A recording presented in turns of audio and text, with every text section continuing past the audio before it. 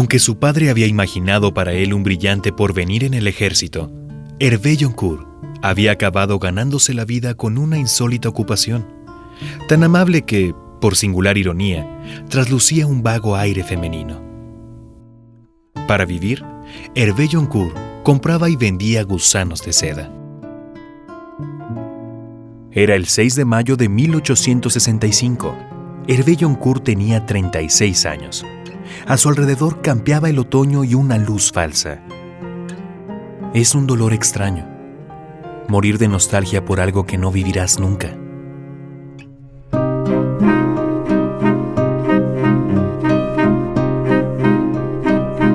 Red Radio Universidad de Guadalajara y Feria Internacional del Libro presentan Seda, novela original de Alessandro Barico. Una producción de Cecilia Fernández y Gabriela Bautista. En el capítulo anterior de Seda, Madame Blanche, con la lectura de la carta, llevó de la mano al joven Hervé por un sendero de éxtasis y erotismo que él jamás hubiese imaginado. Con el anillo de diminutas flores azules que la mujer japonesa dejó antes de salir de la habitación, Hervé Joncourt abandonó el número 12 de la calle Moscat sin darse la vuelta. Capítulo 11. El lago inmóvil.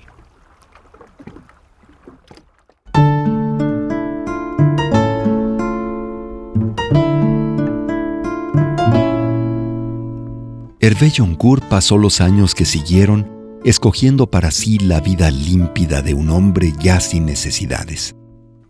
Hola, buenas tardes. Sus días transcurrían bajo la tutela de una mesurada emoción.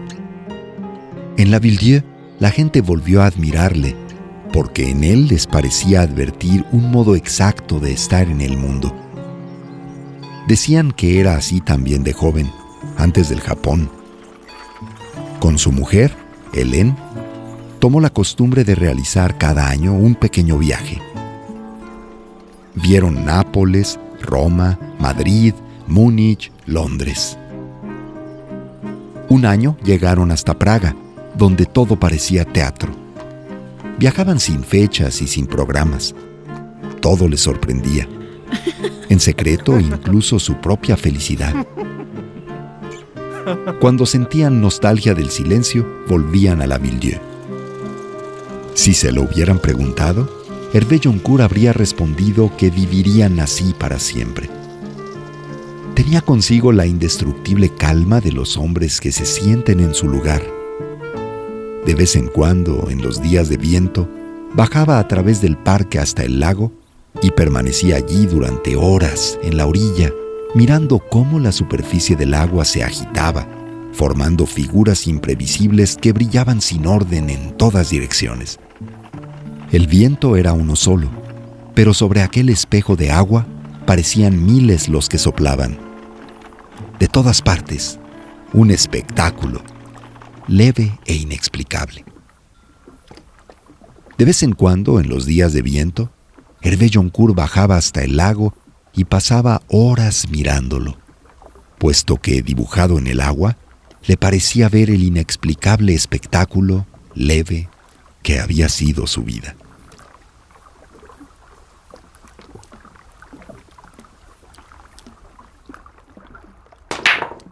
El 16 de junio de 1871, en la trastienda del Café de Verdún, poco antes del mediodía, el manco acertó un golpe a 4 bandas imposible con efecto de retorno. Baldaviu permaneció inclinado sobre la mesa, con una mano detrás de la espalda, la otra aferrada al taco, incrédulo. ¡Ah! Pero bueno. Se levantó, dejó el taco y salió sin despedirse.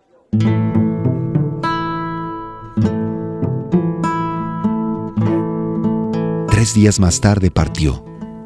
Regaló sus 2 hilanderías a Hervé Joncourt. No quiero saber nada más de la seda, Baldaviu. Véndelas, idiota. Nadie consiguió sacarle a dónde diablos tenía previsto ir. Y a hacer qué, tampoco. Se limitó a decir algo sobre Santa Inés que nadie entendió bien. La mañana en la que partió, Hervé Joncourt le acompañó junto con Hélène hasta la estación de tren de Avignon. Llevaba consigo una sola maleta y esto también era relativamente inexplicable. Cuando vio el tren parado en el andén, depositó la maleta en el suelo. Una vez conocí a uno que se había hecho construir una vía de ferrocarril solo para él. Y lo mejor es que se la había hecho construir toda recta. Centenares de kilómetros sin una curva. Había incluso un porqué, pero no lo recuerdo. Nunca se recuerdan los porqués. En fin, adiós. No estaba hecho para las conversaciones serias, y un adiós es una conversación seria. Le vieron alejarse, a él y su maleta, para siempre.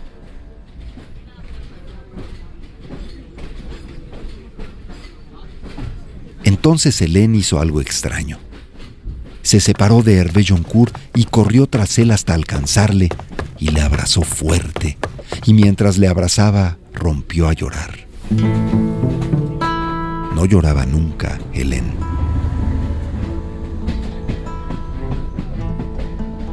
Hervé Joncourt vendió a un precio ridículo las 2 hilanderías a Michel Lariot, un buen hombre que durante 20 años había jugado al dominó cada sábado por la noche con Baldaviu, perdiendo siempre con granítica coherencia. Tenía 3 hijas. Las 2 primeras se llamaban Florence y Sylvie, pero la tercera, Inés.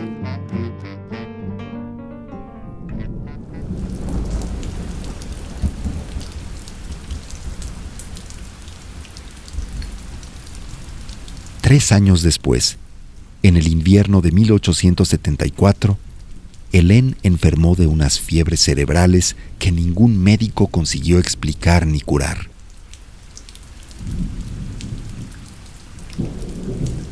Murió a principios de marzo, un día en que llovía.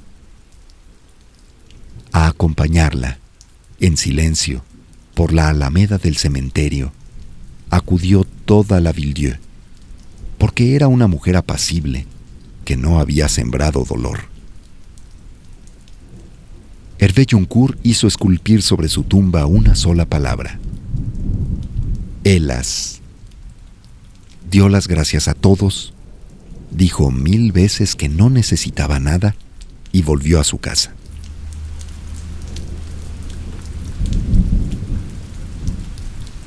Jamás esta le había parecido tan grande y jamás tan ilógico su destino. Puesto que la desesperación era un exceso que no le pertenecía, se volvió hacia lo que había quedado de su vida y empezó de nuevo a ocuparse de ello, con la inquebrantable tenacidad de un jardinero en su trabajo la mañana siguiente a una tempestad.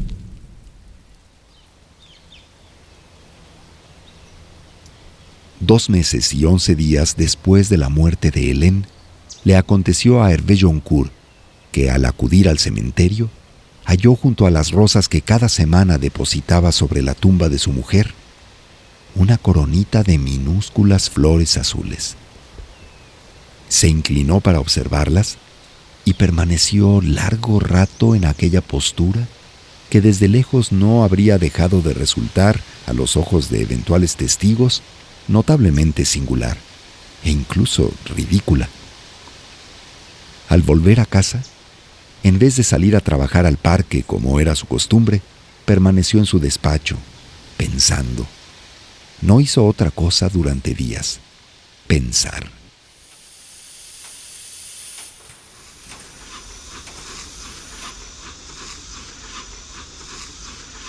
En la calle Moscat, en el 12, se encontró con el taller de un sastre. Le dijeron que Madame Blanche no vivía allí desde hacía años. Consiguió averiguar que se había mudado a París, donde se había convertido en mantenida de un hombre muy importante, un político, quizá. Hervé Joncourt se fue a París. Tardó 6 días en descubrir dónde vivía. Le envió una nota rogándole que le recibiera. Ella le respondió que le esperaba a las 4 del día siguiente. Con puntualidad, él subió al segundo piso de un elegante edificio en el Boulevard de las Capuchinas. le abrió la puerta a una camarera. Lo condujo al salón y le rogó que se acomodara. Madame Blanche apareció vestida con un traje muy elegante y muy francés. Llevaba el pelo suelto sobre los hombros, como exigía la moda parisina. No llevaba anillos de flores azules en los dedos. Se sentó enfrente de Hervé Joncourt sin decir una palabra y se quedó esperando. Él la miró a los ojos, pero como habría podido hacerlo un niño. Aquella carta la escribió usted, ¿verdad? Hélène le pidió que la escribiera y usted lo hizo. Madame Blanche permaneció inmóvil, sin bajar la vista, sin revelar el más mínimo estupor. No fui yo quien la escribió. Aquella carta la escribió Hélène. La traía ya escrita cuando vino a verme. Me pidió que la copiara en japonés, y yo lo hice. Esa es la verdad. Hervé Joncourt comprendió en aquel instante que continuaría oyendo aquellas palabras durante el resto de su vida.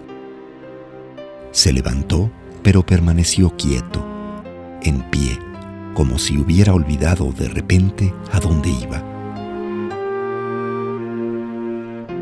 Le llegó, como de lejos, la voz de Madame Blanche.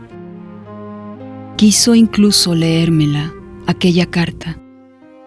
Tenía una voz muy hermosa y leía aquellas palabras con una emoción que no he conseguido olvidar. Era como si fueran de verdad suyas.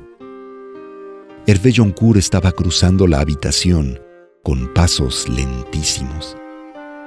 ¿Sabe, señor? Yo creo que ella hubiera deseado, más que cualquier otra cosa, ser aquella mujer. Usted no puede comprenderlo, pero yo la oí leer aquella carta. Yo sé que es así. Hervé Joncourt había llegado a la puerta. Apoyó la mano en el picaporte. Sin darse la vuelta, dijo suavemente: Adiós, madame. No volvieron a verse nunca más.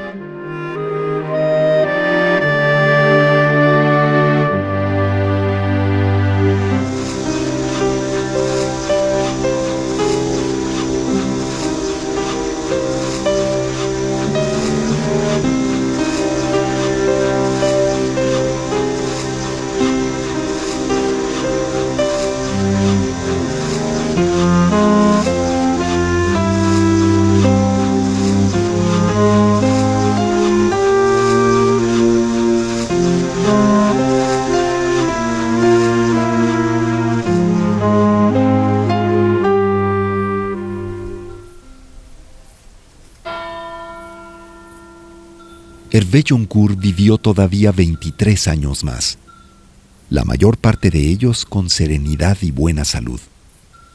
No volvió a alejarse de la Villiers ni abandonó jamás su casa. Administraba sabiamente sus haberes y ello le mantuvo para siempre al abrigo de cualquier ocupación que no fuera el cuidado de su parque. Con el tiempo, empezó a concederse un placer que antes se había negado siempre. A quienes venían a visitarle, les relataba sus viajes. Escuchándole, la gente de la Villiers aprendía el mundo y los niños descubrían lo que era la maravilla. Él narraba despacio, mirando en el aire cosas que los demás no veían. El domingo se dejaba caer por el pueblo para la misa mayor. Una vez al año recorría las hilanderías para tocar la seda que acababa de nacer.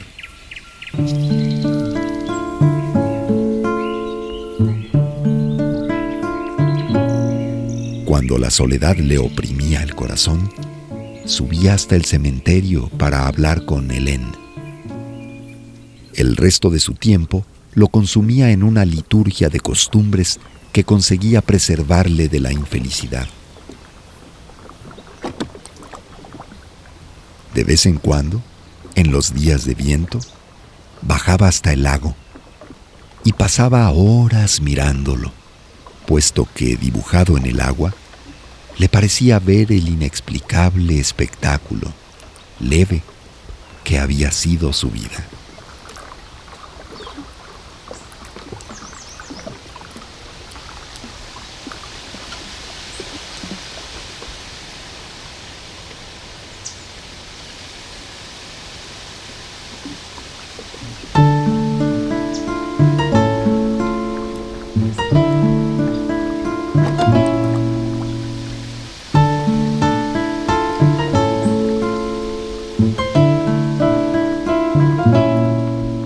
Participaron en Seda las voces de Alfredo Sánchez como el narrador, Álvaro José Gómez como Hervé Joncourt, Mario Candelaria como Baldaviu y el almirante, Javier Vizcaíno como Jara Key, Ana Elisa Fernández como Madame Blanche, Jade Ramírez como Hélène, David Guerrero como el alcalde y el comerciante 2, Gilberto Domínguez como el comerciante 1, Javier Audirac como el arquitecto, Guillermo Dávalos como el inglés, José Miguel Jiménez como el chico.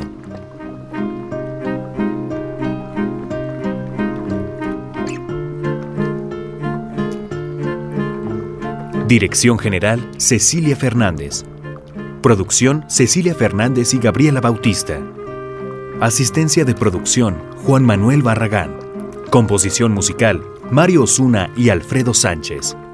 Músicos: Klaus Mayer, clarinetes y flauta. Isaac Ramírez, cello. Alfredo Sánchez, guitarra. Ingeniero de grabación, Carlos Avilés.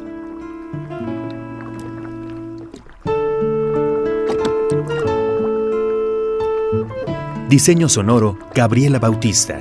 Asistencia en diseño sonoro, Alicia Caldera y Héctor Esqueda. Ingenieros de grabación de voces, Fortino Montaño y José Luis Vázquez. Difusión y prensa, Vanessa García Leiva. Voz institucional, Daniel Pinedo. Diseño de imagen, Adrián Pérez y Alfredo Chávez. Ilustradora, Iris Topete. Webmaster, Edna Parra.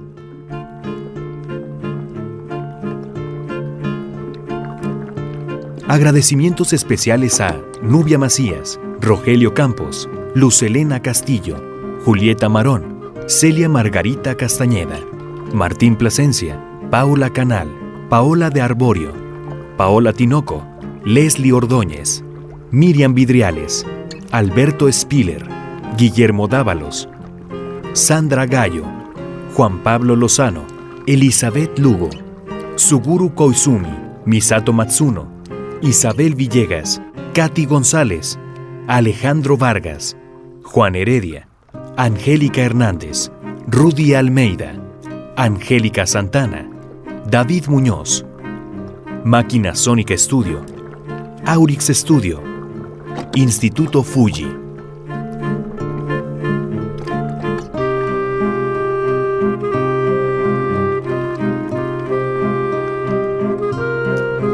Seda es una producción de Red Radio Universidad de Guadalajara. Dirección General de Medios, Universidad de Guadalajara. Guadalajara, Jalisco, noviembre de 2008.